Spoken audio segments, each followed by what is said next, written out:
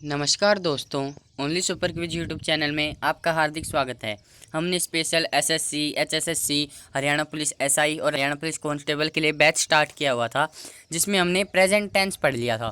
आपने वो वीडियो नहीं देखी है तो आप हमारे चैनल पर जाके वीडियो वो देख सकते हैं। उसमें हमने बहुत इंपॉर्टेंट रूल बताए थे प्रेजेंट के। और अब हम स्टार्ट करने जा रहे हैं पास्ट। तो पास्ट से हम शुरुआत करते हैं। पास्ट सिंपल पास्ट, इसको हम पास्ट इंडेफिनेट भी कहते हैं। पास्ट सिंपल को हम पास्ट इंडेफिनिट भी कहते हैं। अब इसका यूज कहाँ पे होता है, पहले तो ये समझिए क्या है। जो कार्य खत्म हो चुका है वहाँ सिंपल पास्ट आता है। यानी जो कार्य खत्म हो चुका है, आपने वो मान लीजिए, आप मानिए मत, आप ये समझिए कि आपने वो प्रेजेंट टेंस की वीडियो देखी थी। आप वो काम आपने पहले ख़त्म कर चुका था, आपने ख़त्म कर लिया था, यानी वहाँ पे सिंपल पास्ट यूज़ हो रहा है। जो काम पहले ख़त्म हो चुका हो वहाँ पर सिंपल पास्ट। आगे समझ में, इसका फॉर्मूला देखिए, बहुत इंपॉर्टेंट है। सब्जेक्ट, ये SUB सब्जेक्ट प्लस V2, यानी इस टेंस में वर्ब की सेकंड फॉर्म आएगी। प्रेजेंट में कभी वर्ब की फर्स्ट फॉर्म आ रही थी, कभी वर्ब की फर्स्ट फॉर्म के साथ ING आ रहा था, कभी वर्ब की थर्ड फॉर्म, वहाँ पे सेकंड फॉर्म नहीं आ रही थी। लेकिन सिंपल पास्ट में वर्ब की सेकंड फॉर्म आएगी। ठीक है। अगर इसका नेगेटिव बनाना हो, सब्जेक्ट प्लस डिड नोट, यहाँ याद रखना ये डिड नोट आएगा यहाँ पे। ठीक है, ये नोट नहीं आएगा, डिड नोट आएगा। सब्जेक्ट प्लस डिडेंट, वर्ब की फर्स्ट फॉर्म प्लस ऑब्जेक्ट। फिर देखना, ये याद रखना, डिड है ना, ये वर्ब की सेकंड फॉर्म होती है डू की। डू, डिड, डन, डू की सेकंड फॉर्म होती है। तो अब सेकंड फॉर्म के बाद सेकंड फॉर्म तो नहीं आएगी, तो याद रखना डिड के बाद हमेशा वर्ब की फर्स्ट फॉर्म आती है। डिड के बाद हमेशा वर्ब की फर्स्ट फॉर्म आती है। आपको एरर बना के दे सकता है कि डिड के बाद आपको वर्ब की फर्स्ट फॉर्म सेकंड फॉर्म मिल जाएगी, आपको वहाँ पर फर्स्ट फॉर्म यूज करनी है। ठीक है। अब है डिड प्लस सब्जेक्ट प्लस, अब ये है ना डिड, ये आगे आ जाता है इंटरोगेटिव में। अब इंटरोनेगेटिव में डिड आगे आ गया, सब्जेक्ट प्लस नोट लग जाएगा सब्जेक्ट के बाद, प्लस वर्ब की फर्स्ट फॉर्म, क्योंकि यहाँ पे डिड यूज हो रहा है, और फिर ऑब्जेक्ट। आ गया समझ में। और अगर ऐसे ना करो तो डिडेंट, फिर सब्जेक्ट प्लस वर्ब की फर्स्ट फॉर्म प्लस ऑब्जेक्ट। याद रखना, जहाँ पर आपको सेंटेंस में डिड मिल जाए ना, वहाँ पे आपको वर्ब की फर्स्ट फॉर्म यूज करनी है, डिड के साथ वर्ब की फर्स्ट फॉर्म। आगे समझ में, आगे बढ़ते हैं। अगर वाक्य की शुरुआत, अब ये देखिए, ये बहुत इंपॉर्टेंट रूल है। अगर वाक्य की शुरुआत इट्स टाइम या इट्स हाई टाइम और उसके बाद सब्जेक्ट का प्रयोग, तो सब्जेक्ट के बाद वर्ब की सेकंड फॉर्म का प्रयोग होगा। यानी अगर आपको सेंटेंस में इट्स टाइम या इट इज़ हाई टाइम का यूज दिखे और तो सब्जेक्ट हो उसके बाद, तो उस सब्जेक्ट के बाद हमेशा वर्ब की फर्स्ट सेकंड फॉर्म मिलेगी। इट इज़ हाई टाइम में सेंटेंस में है, उस तो सब्जेक्ट है, तो वहाँ पर आपको वर्ब की सेकंड फॉर्म यूज करनी है। इट्स टाइम और it's time, it is high time का मतलब ये नहीं है कि ये समय है, गलत है ये। इसका मतलब होगा कि ये काम तो हो जाना चाहिए था पहले ही। इट्स टाइम यानी ये तो समय बीत चुका है, ये काम पहले ही हो जाना चाहिए था। याद रखना, इट्स टाइम के बाद वर्ब की सेकंड फॉर्म। ठीक है। एग्जाम्पल है, it's time you should study. It's time you should study, अब ये यहाँ पे गलत है, गलत है ना। यहाँ पे क्या गलत है, हमने देखा कि यहाँ पे वर्ब की सेकंड फॉर्म आनी चाहिए, तो यहाँ पे वर्ब की सेकंड फॉर्म आएगी, स्टडी गलत है, स्टडीड आएगा। और ये शुड भी गलत है, यहाँ पे शुड भी गलत है। लेकिन अब एक नोट है, इट्स टाइम के बाद टू का प्रयोग हो तो टू के बाद वर्ब की फर्स्ट फॉर्म आएगी।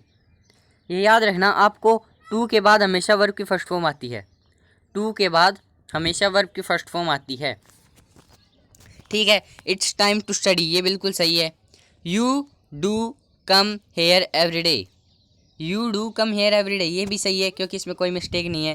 He did make a mistake, ये भी सही है क्योंकि ये मेक है ना, वर्ब की फर्स्ट फॉर्म है, तो डिड के बाद हमने पढ़ा वर्ब की फर्स्ट फॉर्म आती है, तो यहाँ पे भी कोई एरर नहीं है।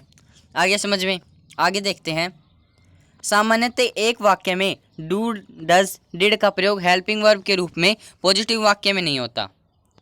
अब इसमें कह रहा है कि आपको है ना पॉजिटिव वाक्य यानी अफर्मेटिव सेंटेंस में डू, डज या डिड नहीं लिखा नहीं मिलेगा। लेकिन अगर मेन वर्ब पर जोर देना हो तब हम डू, डज या डिड का प्रयोग करते हैं। लेकिन अगर मेन वर्ब का पर जोर देना हो तब हम डू, डिड या डज यूज करते हैं। और हम कहाँ पे करते हैं, मेन वर्ब से पहले करते हैं। ऐसे वाक्य में मेन वर्ब वर्ब की फर्स्ट फॉर्म में होना चाहिए और मेन वर्ब जो होगा वो वर्ब की फर्स्ट फॉर्म में होगा। आगे समझ में? कुछ नहीं था इसमें। हम डू, डज, डिड का यूज़ हम नेगेटिव में करते हैं, लेकिन अगर आपको अफर्मेटिव में लिखा मिले तो याद रखना उसके बाद जो मेन वर्ब होगी वो वर्ब की फर्स्ट फॉर्म प्लस आईएनजी में होगी। उसके बाद जो मेन वर्ब होगी वो वर्ब की फर्स्ट फॉर्म प्लस आईएनजी में होगी। आगे समझ में? सिंपल पास्ट इतना ही था। सिंपल पास्ट समझ में आ गया हो तो वीडियो को लाइक करें, चैनल को सब्सक्राइब करें। आगे बढ़ते हैं। अगला जो टेंस आएगा उसका आप नाम बताइए।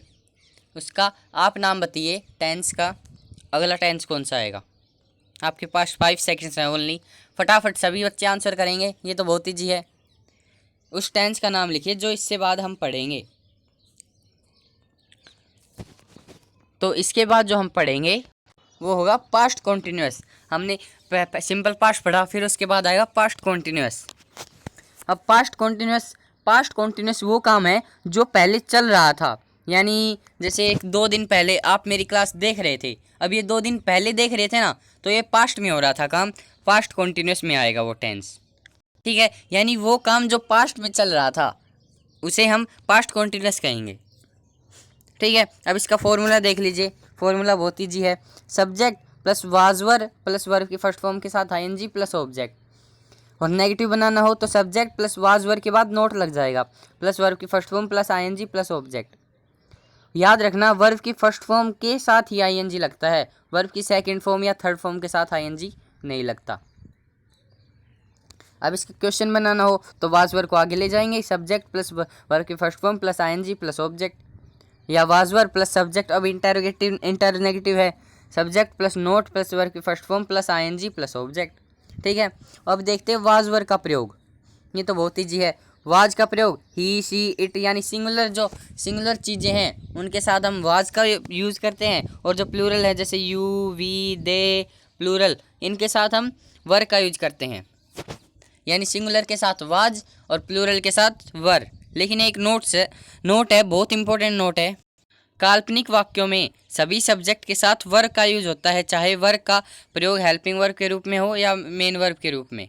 अब काल्पनिक वाक्य जिसमें आप इमेजिन कर रहे हो, जैसे काश में एक पक्षी होता, कोई ऐसे काल्पनिक वाक्य जिसे आप इमेजिन कर रहे हो, जो आप सोच रहे हो, उनके हर सब्जेक्ट के साथ हमेशा वर्ब का यूज होगा, वाज का यूज नहीं होगा काल्पनिक वाक्यों में।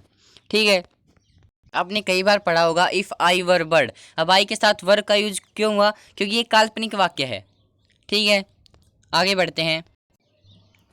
आगे है I wish I were bird. अब आई के साथ वर्ब का यूज हुआ, क्यों? क्योंकि ये काल्पनिक वाक्य है। He pretended as if he were sleeping.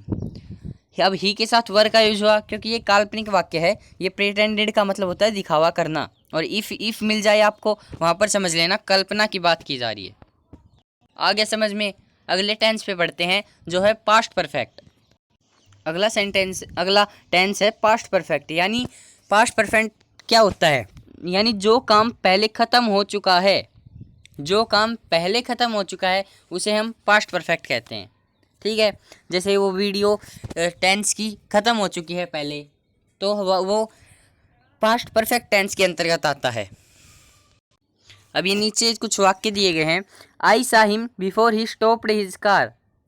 अब ये गलत है। क्यों गलत है? अब ये एक रूल है, आप आगे पढ़ोगे, ये गलत है। यहाँ पे आएगा I had seen him before he stopped his car. अब ये एग्जाम्पल बाद में देखेंगे। वो रूल है, प्रथम वाक्य का फॉर्मेशन निम्न प्रकार से है। अब ये बहुत इंपॉर्टेंट रूल है, ये लगभग एग्जाम में मिलेगा आपको। ये देखिए आप, प्रथम वाक्य का फॉर्मेशन निम्न प्रकार से है। फर्स्ट एक्शन है ये पास्ट परफेक्ट में, फिर बिफोर, फिर सेकंड एक्शन है और वो सिंपल पास्ट में है। बहुत ईजी है, कुछ भी नहीं है, आपको ये याद रखना है। बिफोर के बाद अगर सेंटेंस पास्ट में है यानी सिंपल पास्ट में, तो उससे पहले पास्ट परफेक्ट आएगा। 3 चीज़ें याद करनी है सिर्फ, past perfect, before, simple past. हो गया past perfect, PP plus before plus simple past. इतना सा याद करना है, इतना तो याद हो जाएगा। बिफोर से पहले अगर पास्ट परफेक्ट हो तो उसके बाद सिंपल पास्ट, और बिफोर के बाद सिंपल पास्ट हो तो उससे पहले पास्ट परफेक्ट। अब आपको ज़्यादा कंफ्यूज होने की ज़रूरत नहीं है। अब मैं आपको समझाता हूँ। देखिए पहला एग्जाम्पल है, I saw him before he stopped his car. इसकी हिंदी बनी है, आई सा हिम मैंने उसे देखा, बिफोर से पहले, ही स्टॉप्ड हिज कार उसने उसकी गाड़ी रोकी, उससे पहले मैंने उसे देखा। अब पहले काम क्या हुआ, इसने उसे देखा गाड़ी के अंदर जो गाड़ी चला रहा था।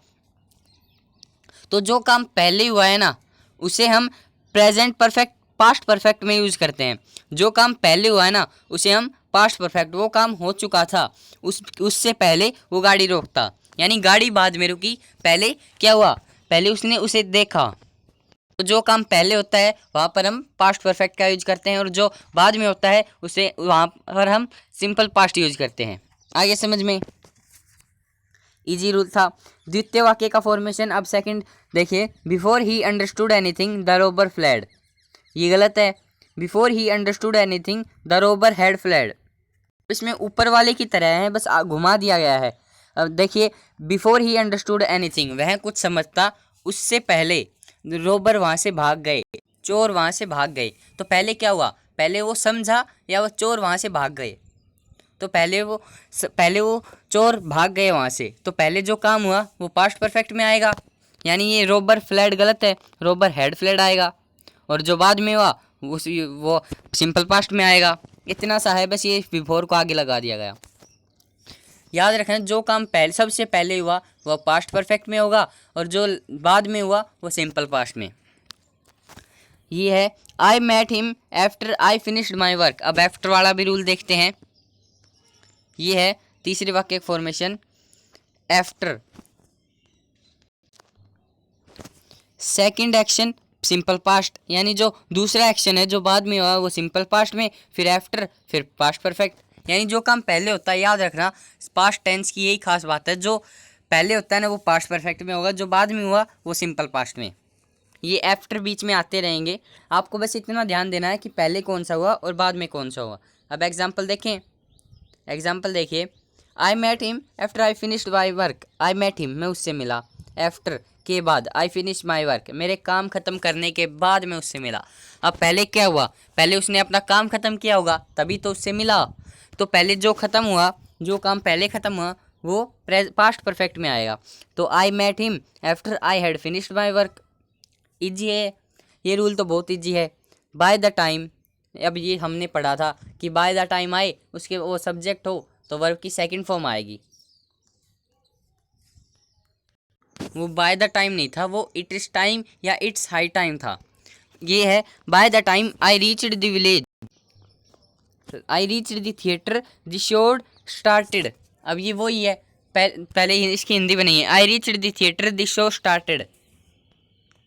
अब पहले शो स्टार्ट हुआ या वो थिएटर पहुंचा, तो पहले शो स्टार्ट हुआ होगा, ठीक है। तो ये प्रेजेंट परफेक्ट में आएगा और ये सिंपल पास्ट में आएगा। तो ये शो हैड स्टार्टेड, ये सिंपल पास्ट में। फिफ्थ है, when Anand reached his village, जब आनंद अपने गांव पहुंचा, he found that news about him had preceded him, यानी जो उसके बारे में खबर थी वो उससे पहले ही पहुंच चुकी थी, यानी आनंद बाद में पहुंचा, वो खबर पहले पहुंची। तो यहाँ पे हैड का यूज हुआ, ये प्रेजेंट परफेक्ट का यूज हुआ।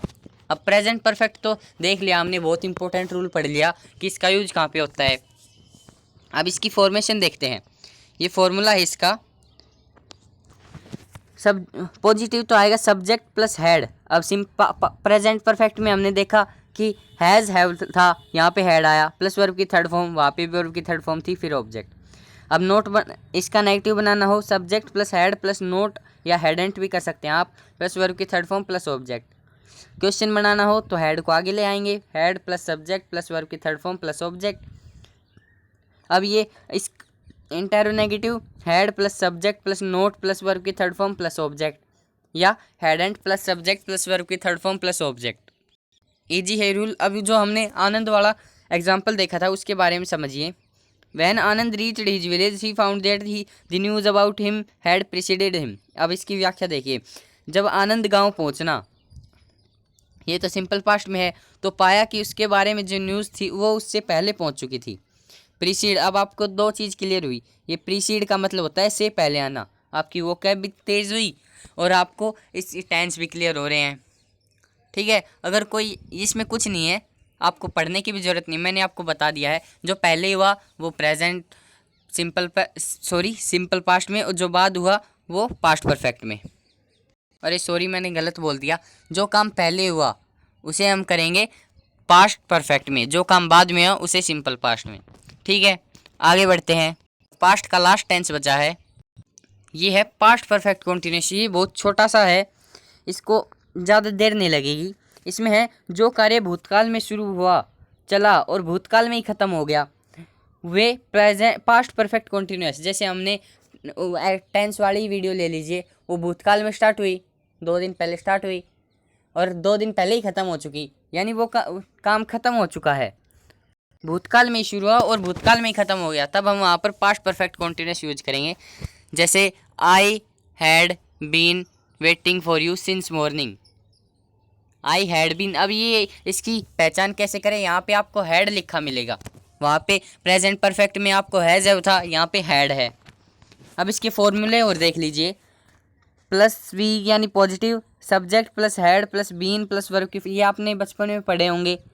बीन प्लस वर्ब की फर्स्ट फॉर्म के साथ ING, object plus for since plus time. अब फोर सिंस मैंने आपको बता दिया था, अगर कोई टाइम पीरियड दे रखा हो, कोई अवधि दे रखी हो तो फोर का यूज, और कोई निश्चित टाइम हो तो सिंस का यूज। नेगेटिव है, सब्जेक्ट प्लस हैड के बाद नोट लग जाएगा, had not. Been plus verb की फर्स्ट फॉर्म के साथ ING plus object for since plus time. Question बनेगा had plus subject plus been plus verb की फर्स्ट फॉर्म के साथ ING object for since plus time. ये बहुत ईजी है, आपको कुछ करने की जरूरत नहीं है। इंटरोगेटिव देख लीजिए, hadn't plus subject plus been plus verb की first form plus ING plus object for since plus time. तो ये इतना सही था, आपको बस इसकी फॉर्मेशन याद रखनी है। तो आपके पास्ट के भी सारे टेंस पूरे हो चुके हैं। आपको ये वीडियो अच्छी लगे तो लाइक करें, चैनल को सब्सक्राइब करें और वीडियो को शेयर करें। धन्यवाद।